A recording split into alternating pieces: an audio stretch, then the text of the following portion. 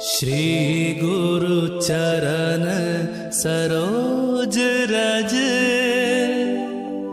निज मन मुकुर सुधारे। बरनउँ रघुबर विमल जसु,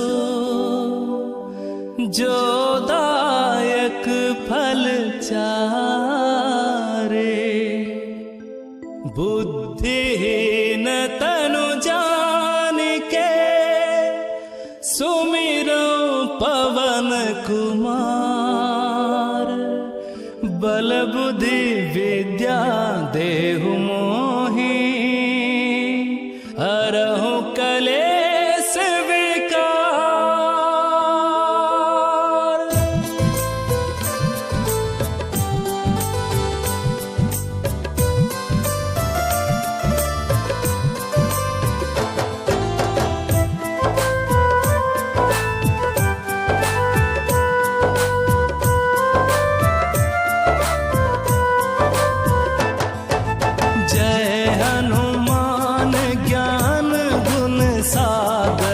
जय कपीश तिहु लोक उजागर। रामदूत अतुलित बल धामा, अंजनी पुत्र पवन सुत नामा।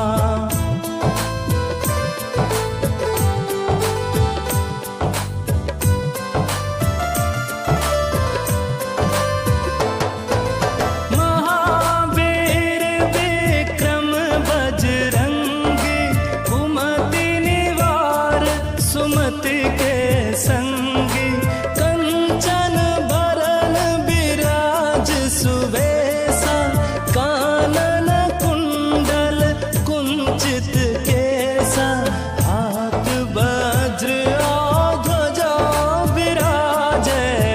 कांधे मूज जनेऊ साजे, शंकर सुवन केसरी नंदन। तेज प्रताप महाजगबंदन।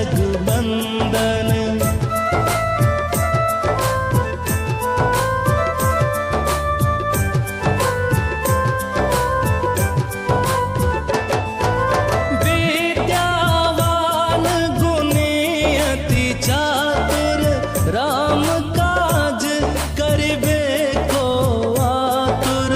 प्रभु चरित्र सुनिबे को रसिया, राम लखन सीता मन बसिया। सूक्ष्म रूप धरि सियहि दिखावा, विकट रूप धरि लंक जरावा। भीम रूप धरि असुर संहारे, रामचंद्र के काज सवारे।